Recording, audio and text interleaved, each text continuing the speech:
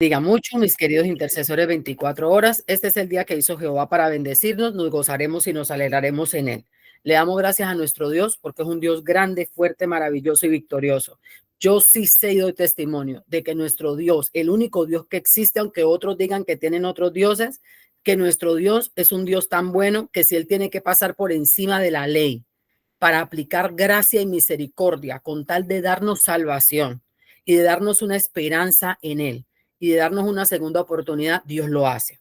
No hay una cosa que alguien que entienda a Abba, que alguien que haya recibido el mensaje de nuestro Señor Jesucristo, si alguien supo y entendió que el Señor Jesús vino a presentarnos al Padre, entonces sepa que sin importar qué tan grandes hayan sido sus delitos, pecados, transgresiones, el Cordero se sirvió, el Cordero se presentó, la expiación fue hecha. Yo diría hoy, tus pecados te sean perdonados y no peques más, porque el Señor nos ha dado la potestad para esto.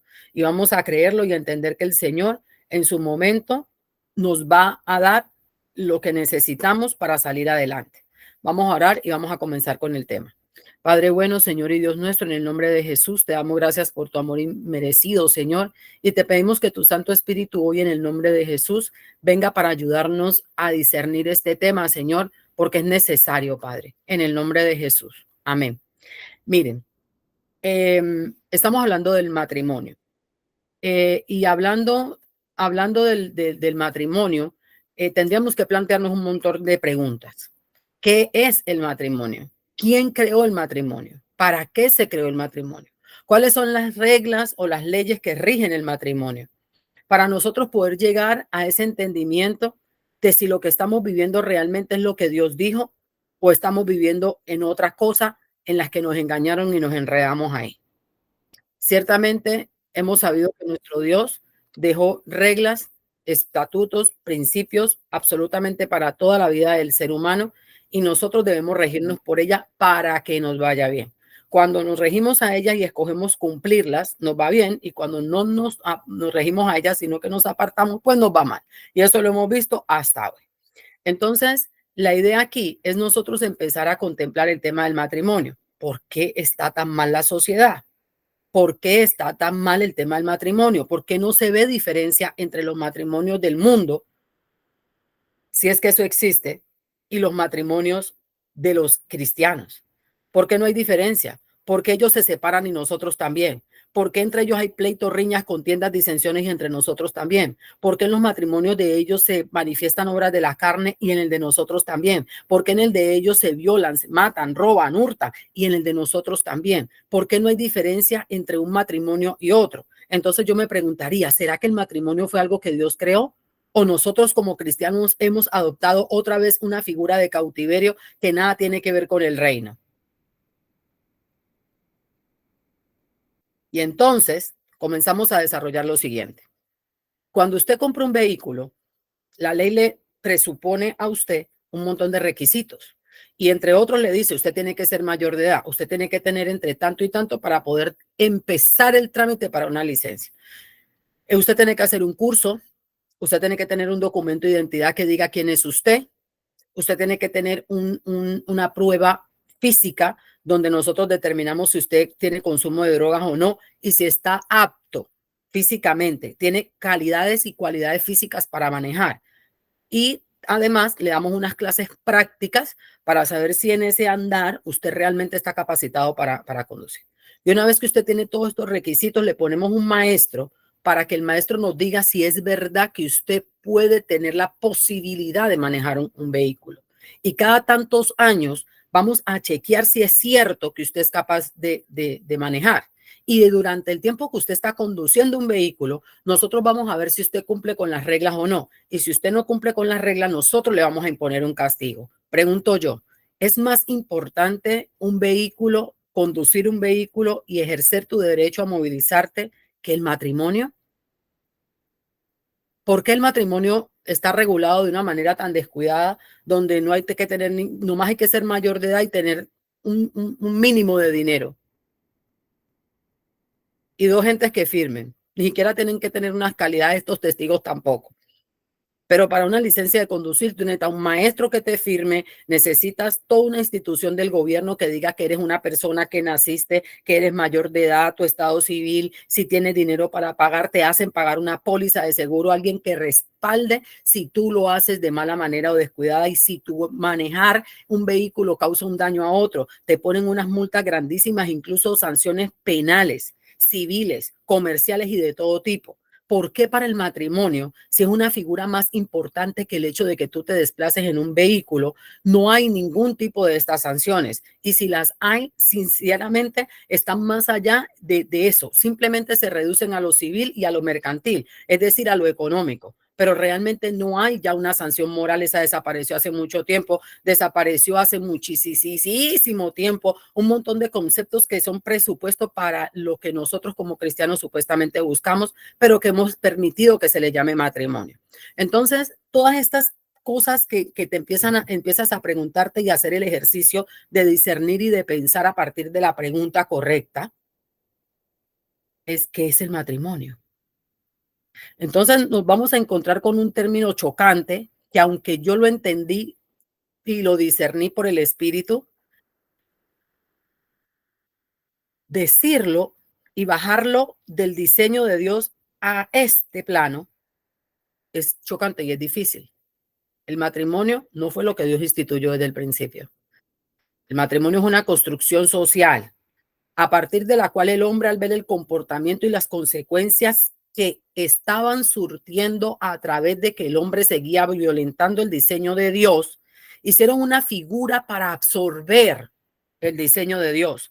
Pero como todo lo que el hombre toca fuera del Señor y sin la dirección del Espíritu Santo, y todo lo que el hombre toca influenciado por demonios o como instrumento del mismo Satanás, lo vició, lo dañó y lo marcó de una manera que no representa la esencia y el espíritu de la figura que Dios creó en el principio.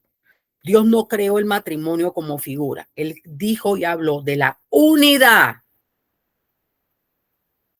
del hombre y la mujer. Él habló del ser uno. Él habló de un principio de eternidad, algo que no se viola, algo que no se rompe. Dios no habló en el principio de matrimonio. La primera vez que en el Nuevo Testamento se menciona la palabra matrimonio, y no es matrimonio, es bodas, es en las bodas de Canaán. En el libro, la traducción literal de Reina Valera, por ejemplo, y las anteriores, no se menciona matrimonio. La palabra son bodas y unión. Por eso Abraham tomó a su mujer, Sara. Por eso Abraham manda a su sirviente a tomar de entre las hijas de su pueblo mujer para su hijo Isaac. Por eso Jacob llega allá y dice, dame a tu hija, permíteme tomar a tu hija. Y propone un tiempo para trabajar y probar que él podía tomar a esa mujer como esposa. Y a Jacob no se le aplicó la ley del reino, que era que esa era la mujer que él vio. Ahí fue cuando él se despertó, ahí fue cuando él la ve y la reconoce como varona, como carne de su carne, hueso de su hueso, y dice, a esa mujer, esa es mi idónea, con esa es la que yo me quiero unir. Y el hombre le aplica la norma del pueblo donde estaban, violentándolo y llevándolo a la cultura del lugar, más no a la cultura del reino.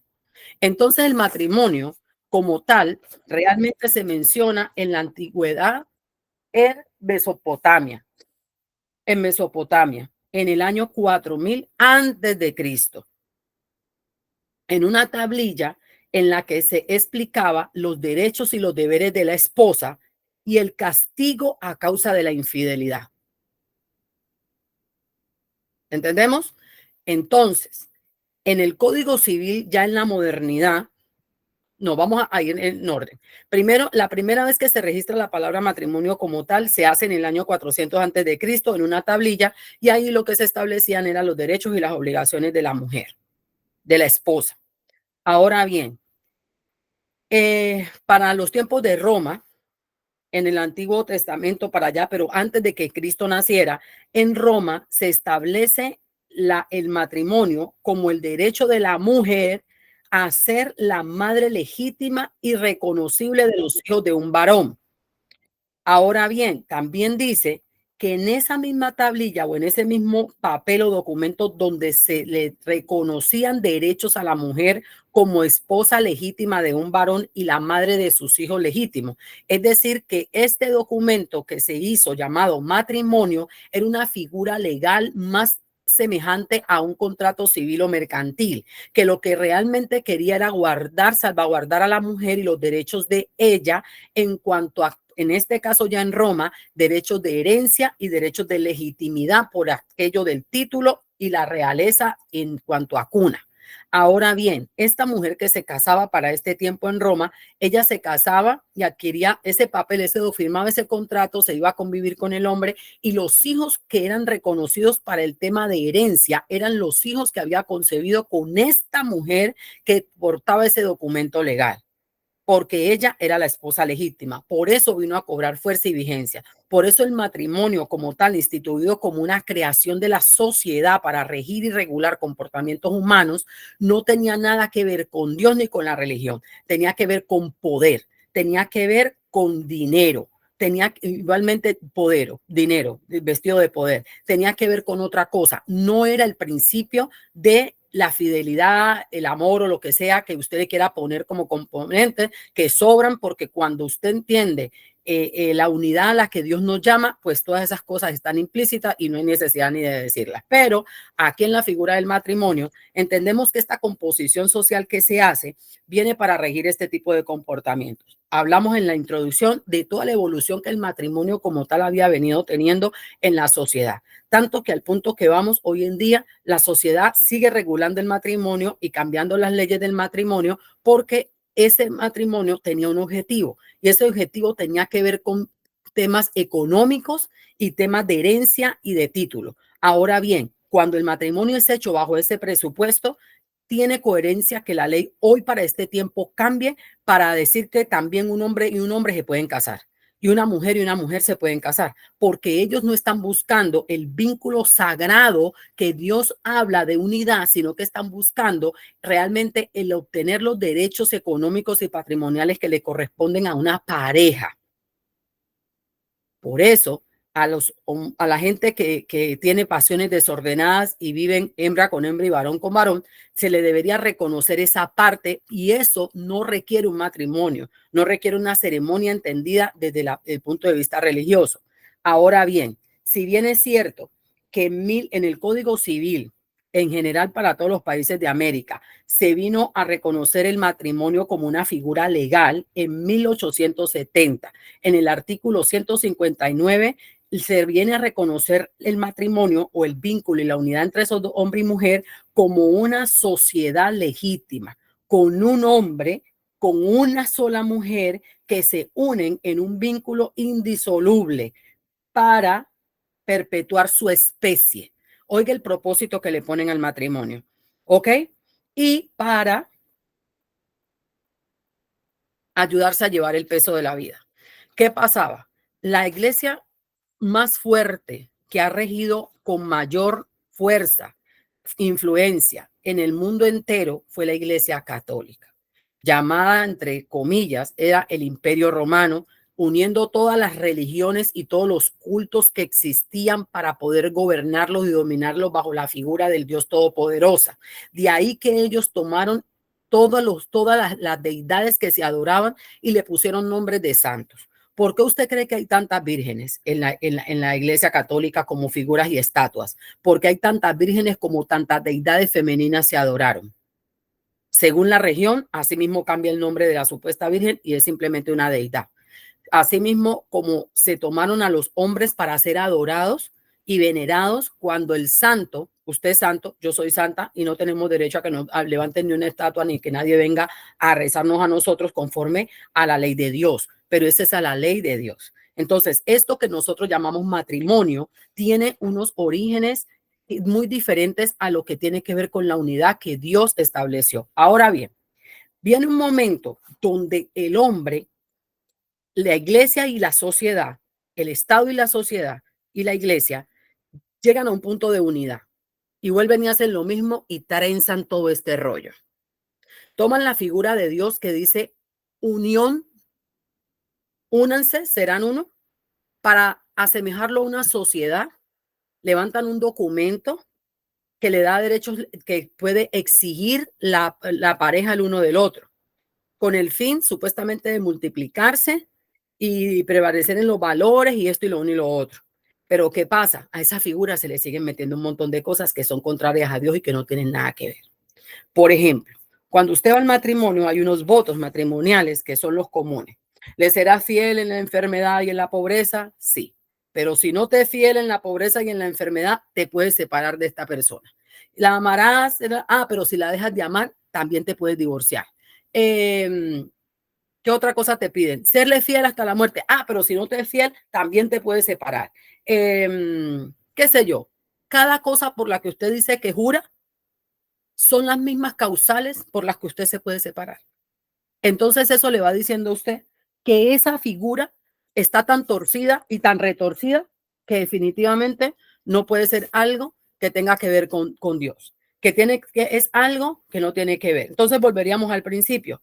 ¿Por qué razón los matrimonios que se dicen ser cristianos tienen un índice de divorcios tan alto y de ruptura? Porque están contaminados, porque están viciados, porque no son lo que el Señor estableció. ¿Qué estableció el Señor? Abraham tomó a su mujer Sara y fue uno con ella. ¿Cómo fue uno con ella? Abraham, la Biblia no registra que Abraham buscó nunca una esposa mientras que Sara, una otra mujer, o que tomó otra mujer mientras que Sara vivió. La que fue a Canaán, allá, acerca de Egipto, y tomó a otra mujer y se la llevó a su marido fue Sarai, perdón. ¿Conforme a qué? A la costumbre del lugar. Es decir, al matrimonio de ese lugar, a la unión de ese lugar, a la forma como se unían y se regían en ese lugar. No eran principios de reino. Ella fue a esa nación y tomó la costumbre de esa nación y le trajo la esclava al marido. Y el marido no tomó una mujer para él. Él lo que tomó fue a alguien que iba a prohijar, así se llamaba, que iba a tener el hijo por su esposa, porque el hijo que tuviera la esclava era de la esposa, por tanto era el hijo de Abraham. Pero Dios se manifestó y fue claro. Lo voy a bendecir porque es tu hijo, pero no es a él, es al hijo de la promesa. ¿Sabe cómo? Al hijo que fuera hecho dentro del vínculo que Dios estableció, porque él no miente y él no se tuerce. Ahora usted ve gente reclamando qué tengo que ver yo con lo que mis papás hicieron un cuento y el otro. Entonces la ley humana regula otra vez el matrimonio y como lo hablamos en la primera clase, en la introducción, meten al hijo fuera del matrimonio, en esa época llamado, bueno, mal llamado así, ese término que se usaba tanto para ofender. Entonces a estos hijos también se les incluye para heredar, pero en la Biblia no fue así. Ahora bien, venimos a la segunda unión que nos interesa, la de Rebeca y Isaac y Rebeca. ¿Había un papel? ¿Había un título? No, había un acuerdo. Venga, mujer, te tomo de entre tu familia, cumplo con tu familia, te tomo y vamos a hacer uno. Fueron uno. No se registra en la Biblia que Isaac tuvo otra mujer ni tomó a otra mujer, sino que fue con Rebeca, su mujer con la que convivió. ¿Quién tomó una costumbre extraña o de otra parte para traer a su casa? Ella, con la preferencia con sus hijos y esa división que tenían ellos dos. Fue ella la que le enseñó a su hijo a violentar el derecho del otro, a tomarlo de alguna manera. ¿Cómo lo sabemos? Porque su papá era un engañador. Y asimismo trajo a su hijo. En fin, de ahí volvemos a otra unión. Vemos la unión de Esaú con las mujeres que tomó. Dios no la autorizó, no la reconoció y sus papás estaban supremamente en disgusto con esas uniones, porque no eran uniones conforme al propósito de Dios, porque la unidad, como un día nos dijo aquí la pastora Yamilé, Dios une, pero une para un propósito, con un propósito. Si el propósito, el fin, el objetivo del matrimonio, de la unidad no se cumple, no podemos hablar de la unidad que Dios hace. Ahora bien, llega un momento donde la sociedad, la iglesia y el Estado se unen y ellos toman lo que Dios dice, la figura, se unirá el hombre a su mujer, ¿ok? Y la complementan y le ponen un nombre. Que eso está mal, no está mal. Dios nos dio el poder y de hecho nos autorizó y nos dice que vayamos y le pongamos nombre a las cosas a las que Él creó. Podríamos ponerle un nombre. En lo que tenemos que estar claros es en esto. Si la unión entre un hombre y una mujer se da y no llegan a ser uno, ellos no tomaron la unión que Dios determinó. Tomaron una cultura extraña.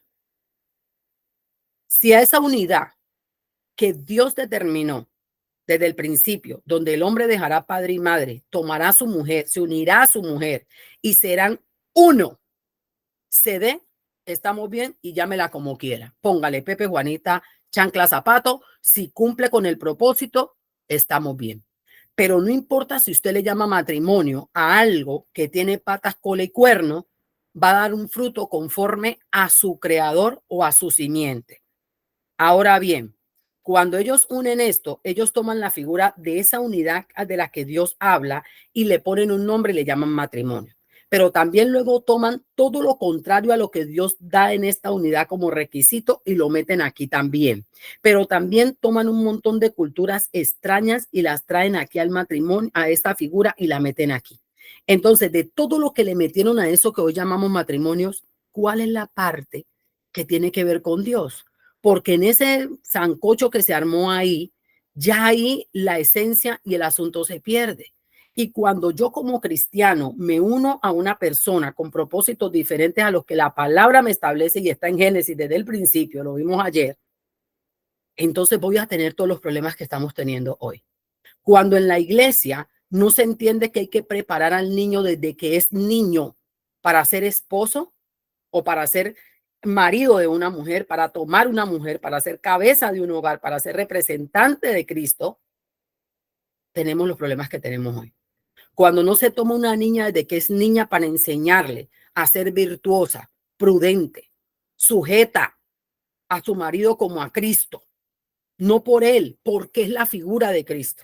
Cuando no le enseñamos a la niña a no ser idólatra, cuando no le ponemos a la niña el tener un hogar y un esposo como el centro de su vida, cuando el centro de su vida es Dios, cuando aprende a ser virtuosa, entonces cuando estas dos personas se encuentran, pueden tomar la unidad completa como el Señor lo dijo, para unirse y entender que no es un siempre si no funciona me separo.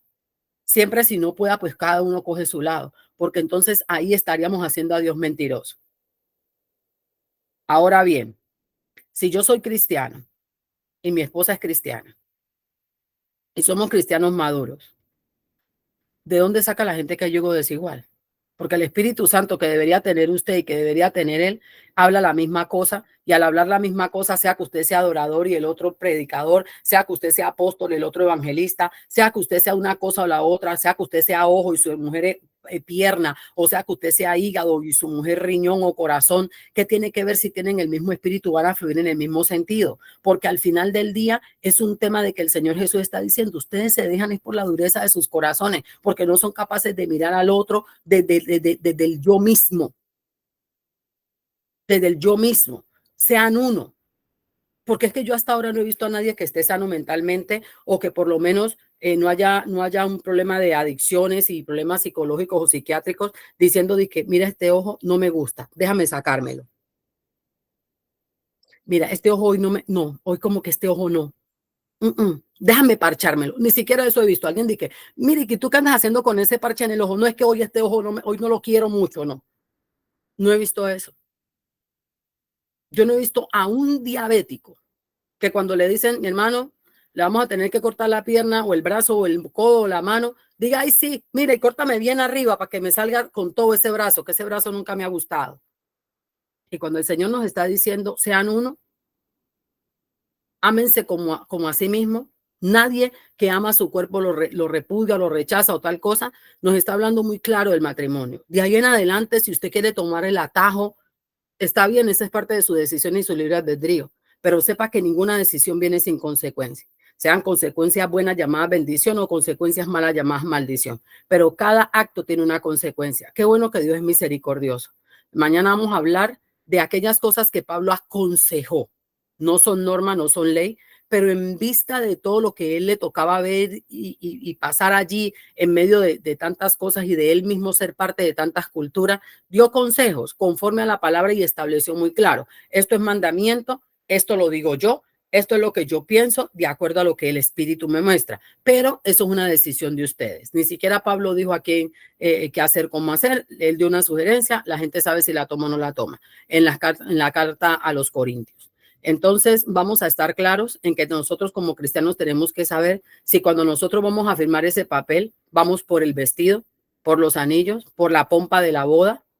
Mucha gente no se ha unido en matrimonio, no ha legalizado su asunto legal, simplemente por el tema de un anillo y una boda, porque no ha entendido la esencia del matrimonio. El matrimonio, la unión de la que Dios realmente habla, no tiene que ver con esa boda, no tiene que ver con ese papel, no tiene que ver con nada de eso, tiene que ver con un vínculo. Pero ¿qué pasa? Por la dureza del corazón del hombre, se comenzaron a hacer un montón de reglas y regulaciones y cosas para regular su comportamiento. Así como cuando Moisés subió por las tablas de los mandamientos y cuando bajó se encontró con que la gente estaba haciendo un desastre. Y si usted chequea, cada mandamiento que Dios escribió parece ser lo que él veía que ese pueblo estaba haciendo, adorando a otros dioses, apartándose de Dios, maldiciendo a sus padres, cogiéndose el uno a la mujer del otro, matándose entre ellos, robándose. Asimismo, han venido regulando la relación entre un hombre y una mujer porque no hemos sido capaces de organizarnos. Mire cómo Dios no a nadie separó Dios. Pecó Adán y Eva, se van juntos. Hubo problemas entre Abraham y Sara, siguen juntos. Hubo un tema con esta Rebeca y Isaac, siguen juntos. Hubo un tema óigame, es tan delicado Dios con este tema que aún por la costumbre se cometió una injusticia con Lea. Y la palabra dice, y se acordó Dios de Lea, vio su aflicción y su dolor. Dios es un Dios de mucha misericordia y de mucho amor. Y donde enterraron a Sara a Sara, ¿dónde enterraron a Lea? En el mismo lugar. Y dice la palabra que Jacob amó más. Y cuando dice amó más, quiere decir que hubo una medida de amor también para Lea. Pero ese era el propósito de Dios.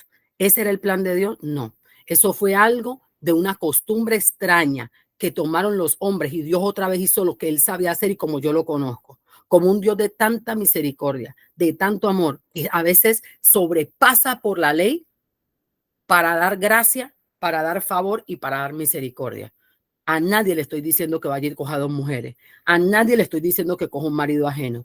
A nadie le estoy diciendo que deje de firmar sus documentos legales que le atribuyen a usted el derecho a heredar, que le atribuyen a usted el derecho a reclamar patrimonialmente, que le atribuye usted el derecho a ponerle el apellido a sus hijos.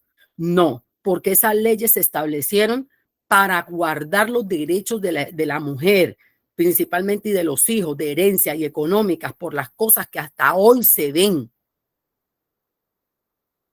Lo que le estoy diciendo es que tenemos que pasar por encima de la forma para llegar al espíritu de la palabra y a la esencia de la palabra, que era lo que Dios buscaba cuando dijo que se uniera el hombre y la mujer para ser uno. ¿Por qué la mujer fue hecha? ¿Cuál fue el propósito? Para ser idónea, le haré ayuda idónea, le haré ayuda idónea. Y luego Adán la nombró. El hombre que Dios había creado, ese ser viviente, él la nombró. Varona es esta, porque de mí fue tomada, carne de mi carne, hueso de mi hueso. Pero Dios creó un ser idóneo. Y eso es usted, eso soy yo, un ser idóneo, una ayuda, alguien que puede completar algo, que puede hacer todo hermoso, que puede hacer todo bello. Aún siendo perfecto, oiga, aún habiéndolo hecho todo perfecto y bueno, usted viene a hacer lo que mejora el lugar donde está, la familia, los hijos, el marido, el trabajo, donde quiera que usted vaya. Y ese es nuestro trabajo, eso es nuestra esencia y no nos es una carga. Pero entonces hemos venido mezclando unas cosas con otras y hemos estado haciendo unos muñequitos tan extraños que miren la sociedad cómo va y cómo está. Hoy en día nuestros hijos no quieren casarse, no quieren coger obligación, no quieren. Y el mismo Pablo lo dice, les conviene quedarse solos. Les quiero evitar aflicción, pero la decisión es de ustedes. Entonces, bendito sea el nombre del Señor. Padre, nosotros hemos venido por el diseño original. Hemos venido para que el hogar, la figura que tú hiciste, Señor, la familia que se formó allí en el cielo, Dios, la que tú instituiste, sea restablecida para este tiempo, Señor, en nuestras casas. Que nuestras generaciones, Señor, no se vuelva a nombrar gente juntada en fornicación, no se vuelva a nombrar gente en adulterio, no se vuelva a nombrar gente con matrimonios conforme a las normas del mundo. Queremos, Dios mío, que sea restablecida las sendas antiguas donde el hombre deja padre y madre, se une a su mujer y son uno solo, tienen a sus hijos en sujeción, donde hay hombres no vagos, no pendencieros, no al vino, a ganancias deshonestas, sino hombres de buen testimonio, no neófitos que van por ahí detrás de cualquier mujercita. No, Señor, hombres versados en la palabra, adiestrados, llenos del espíritu y de temor de Jehová, Dios mío, que saben representar a Cristo en la tierra. Oh Dios mío, en el nombre de Jesús, oramos, Padre amado, por varones que saben vivir pacientemente con sus esposas, que la respetan, que la honran, que la levantan, que la dignifican como Cristo lo hizo cuando caminó por aquí. Oh bendito Dios, así mismo oramos por las mujeres, para que esa necedad, Dios mío, sea quitada de en medio de nosotras y nuestras generaciones, para que seamos mujeres sabias, prudentes, esforzadas, valientes, mujeres, Señor, Dios santo, poderoso Dios, que saben edificar su casa conforme a tus principios, que no toman principios de naciones extranjeras, Dios mío, para traerlas a su casa, mujeres que no toman vellones, que no toman dioses ajenos. Mujeres, Dios mío, aún con una sabiduría y con un temor tuyo, como lo había en Rahab, como lo había en Tamar, como lo había, Dios mío, en las hijas de Zelofehad, que saben presentarse como Esther ante el trono de la gracia, Dios santo. Mujeres como Basti, que tienen una postura, Dios mío, y si cueste lo que le cueste, la mantienen, Señor. Ay, bendito Dios de la gloria. Oramos, Señor, por mujeres temerosas de ti, Señor. Por mujeres que no emplean el susurro, Padre, que tienen una voz firme, pero apacible, Señor. Oh Dios mío, en el nombre de Jesús, oramos por madres de naciones y de multitudes, Señor. Oramos por mujeres que son alabadas por su marido, Señor y Dios mío, y que su marido le dan bien siempre y no mal.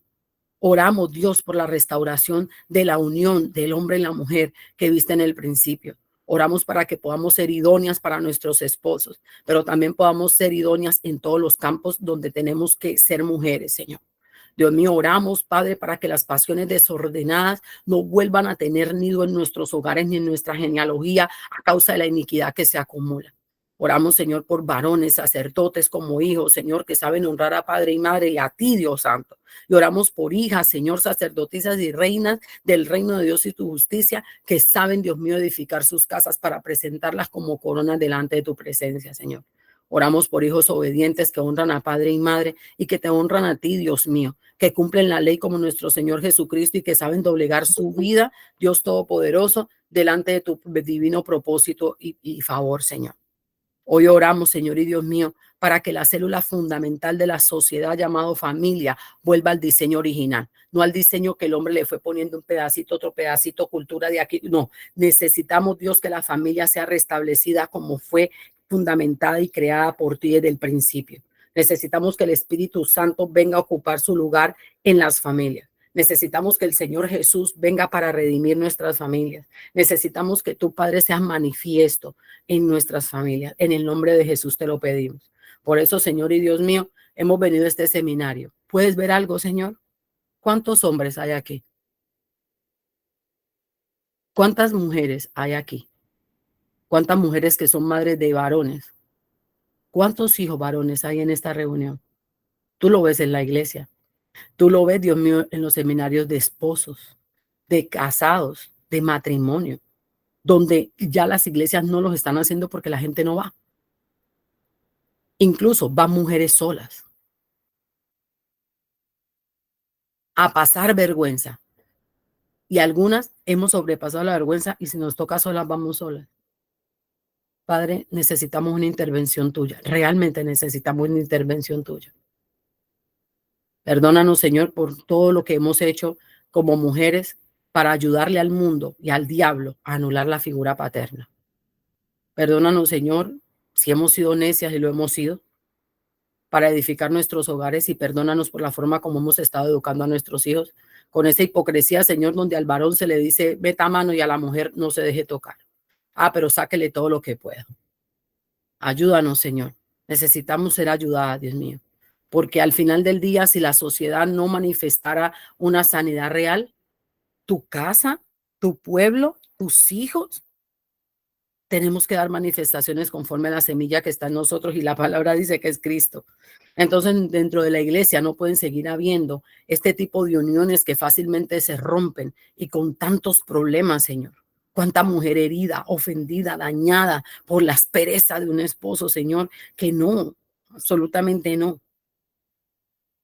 Cuántos hombres, Señor y Dios mío, que queriendo están también padeciendo por causa tuya, Señor. Mujeres tremendas, Padre, que hasta vergüenza a decir las cosas que pasan, Señor. Por eso venimos a confesar nuestros pecados, Señor, no por nosotras, por la iglesia, por cada varón y hombre que se dice cristiano sobre la faz de la tierra que está en este momento unido en vínculo, Señor, de matrimonio, pero no lo tiene como sagrado, no lo respeta, pidiéndote, Dios mío, que nos des una mano y nos ayudes a levantar esta figura que es tan necesaria, Señor, en el nombre de Jesús. Bendito sea el Señor. Bueno, mis queridos intercesores, queda la plataforma para que ahí en YouTube tú puedas dejar tu comentario. Si no te has suscrito, te suscribas y que Dios nos bendiga y nos dé el entendimiento que necesitamos para estos temas. Bendito sea el Señor. Ahora vamos a empezar nuestro tiempo de intercesión